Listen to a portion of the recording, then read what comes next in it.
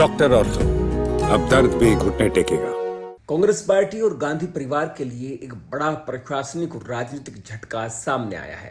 Party को राष्ट्रीय राजधानी दिल्ली में स्थित अपने प्रमुख कार्यालय परिसरों को खाली कराने का नोटिस मिला है। ये नोटिस 24 अकबर रोड और 5 रायसीना रोड स्थित परिसरों को लेकर जारी किया गया है, जिन्हें लंबे समय से कांग्रेस के राष्ट्रीय मुख्यालय के रूप में इस्तेमाल किया जाता रहा। जानकारी के मुताबिक इन दोनों परिसरों को खाली करने की अंतिम तारीख 28 मार्च तय की गई है। नोटिस मिलने के बाद कांग्रेस पार्टी के भीतर हलचल तेज हो गई है और अब पार्टी कानूनी विकल्पों की तलाश में जुट गई है। पार्टी के एक वरिष्ठ नेता ने इस बात की पुष्टि की है कि बेदखली के ये नोटिस कुछ दिन पहले ही प्राप्त हुए थे और अब इस पर रणनीति बनाई जा रही है। कांग्रेस के एक अन्य नेता ने कहा कि पार्टी के सामने जो भी कानूनी रास्ते मौजूद है उन पर गंभीरता से विचार किया जा रहा है। उनका कहना है कि इस बार सरकार का रुख पहले की तुलना में ज्यादा सख्त और आक्रामक नजर आ रहा है, जिससे स्थिति और चुनौतीपूर्ण हो गई है। पार्टी के भीतर इस मुद्दे को लेकर लगातार बैठकें हो रही हैं और हर संभावित विकल्प पर चर्चा जारी है। सूत्रों के मुताबिक कांग्रेस सरकार से कुछ समय की मोहलत मांगने पर भी विचार कर रही है। पार्टी की रणनीति ये भी है कि इस बीच किसी वरिष्ठ नेता को राज्यसभा के जरिए संसद में लाया जाए। अगर ऐसा होता है और वो नेता बड़े सरकारी आवास के पात्र बन जाते हैं तो इन परिसरों को फिलहाल खाली करने की प्रक्रिया को टाला जा सकता है।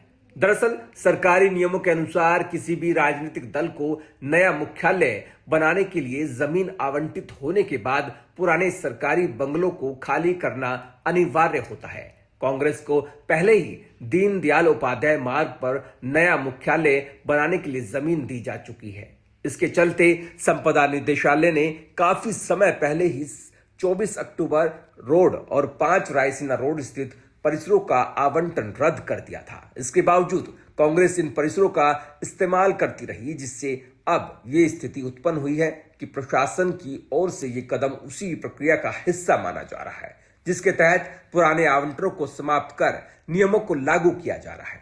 हालांकि कांग्रेस इसे लेकर सरकार के रवैये पर सवाल भी उठा रही है। 24 अक्टूबर रोड कांग्रेस पार्टी के लिए सिर्फ एक दफ्तर नहीं बल्कि एक ऐतिहासिक पहचान रहा है।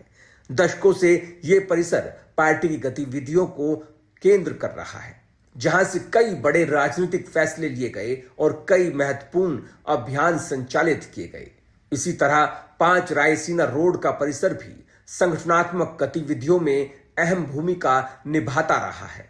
राजनीतिक विश्लेषकों का मानना है कि अगर कांग्रेस को 28 मार्च तक अदालत से कोई राहत नहीं मिलती या सरकार की ओर से अतिरिक्त समय नहीं दिया जाता तो पार्टी को इन दोनों ही ऐतिहासिक परिसरों को खाली करना पड़ सकता है।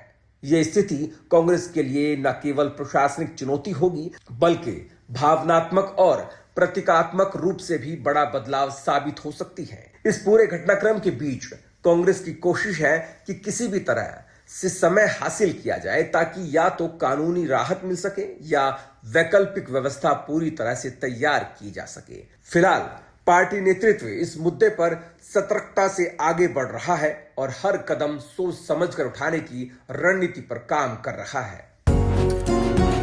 डॉक्टर और तो अब दर्द भी घुटने टेकेगा।